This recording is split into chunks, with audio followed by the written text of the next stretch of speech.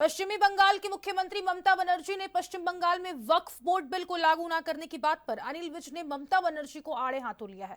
वहीं कांग्रेस के राष्ट्रीय अध्यक्ष खड़गे का बयान सामने आया, जिसमें उन्होंने कहा कि जो नेता गैर जिम्मेदाराना बयान देते हैं उन्हें रिटायरमेंट ले लेनी चाहिए, जिस पर अनिल विज ने व्यंग कसते हुए कहा कि सबसे पहले खड़गे और राहुल गांधी को रिटायरमेंट ले लेनी चाहिए। वहीं उन्होंने 26/11 के मास्टरमाइंड आतंकी के भारत सरकार द्वारा भारत लाए जाने पर प्रधानमंत्री की तारीफ करते हुए कहा कि ये मोदी जी की कूटनीति का कमाल है।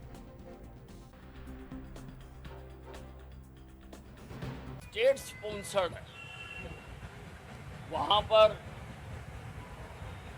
ऐसे दंगा करने वालों को रोका नहीं जा रहा है और कुछ लोग चाह रहे हैं कि यहां पर कम्युनिटी के बीच में दंगा हो जाए, लेकिन सबको भाईचारा बनाकर रखना चाहिए और जो कानून हुआ है वहां पर सबको बोलने का मौका मिला।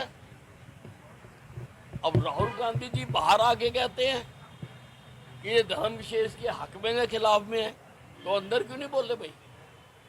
अंदर थे ही नहीं, अंदर बोलते ना आप। प्रजातंत्र में क्या है, प्रजातंत्र में सारा कानून से चलता है सब कुछ। ये पहले जेपीसी को गया, जेपीसी ने इसके ऊपर अध्ययन करा, फिर लोकसभा में प्रस्तुत करा, सारे बोले, पक्ष में भी बोले विपक्ष में भी बोले, फिर वो मेजोरिटी से पास हो गया, फिर वो राज्यसभा में गया, वहाँ भी पक्ष में भी बोले विपक्ष में भी बोले, राज्यसभा में पास हो गया और उसके बाद महामहिम राष्ट्रपति ने उसके ऊपर हस्ताक्षर कर दिए और वो कानून बन गया। Democracy is a polity of majority.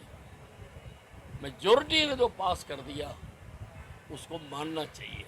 अब पहले तो खड़गे साहब को ले लेनी चाहिए, क्योंकि जितने बेतुके बयान वो देते हैं, जो देश की एकता को सामने रख के नहीं बोलते और जो इस प्रकार से वैमनस्य भिन्न भिन्न धर्मों में फैलाना चाहते हैं, सबसे पहले तो उनको रिटायरमेंट ले लेनी चाहिए, फिर राहुल गांधी को ले लेनी चाहिए। राहुल गांधी ने जो कल बयान दिया है वो देश की एकता के लिए ठीक नहीं है, देश की एकता के लिए बहुत नुकसानदेह है, उससे दंगे भड़क सकते हैं। ऐसे लोगों को रिटायर करना चाहिए। कांग्रेस की जो सीखने की उम्र थी वो जा चुकी है। अब तो जो कुछ इन्होंने किया है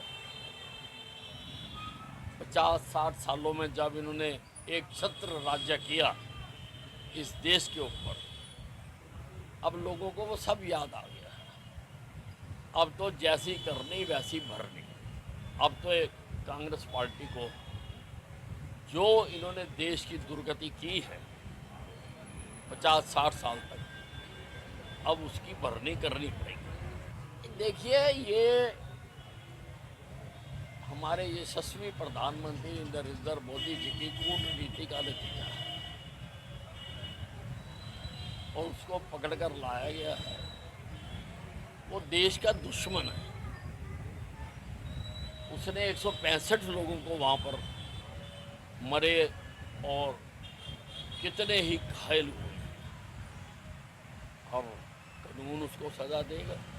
लेकिन देश की जनता ये चाहती है कि उसको ऐसी एग्जेम्पलरी सजा दी जानी चाहिए ताकि दोबारा कोई भी इस प्रकार की हिमाकत करने की सोच भी नहीं सके। ममता बनर्जी को कानून की जानकारी नहीं है।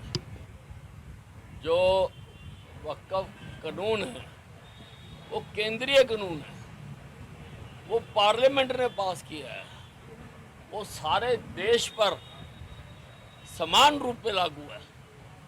कोई ये नहीं कह सकता कि हम इस कानून को नहीं मानते। सबको इस कानून को मानना पड़ेगा। जो नहीं मानना चाहते हैं वो देश छोड़ के जा सकते हैं।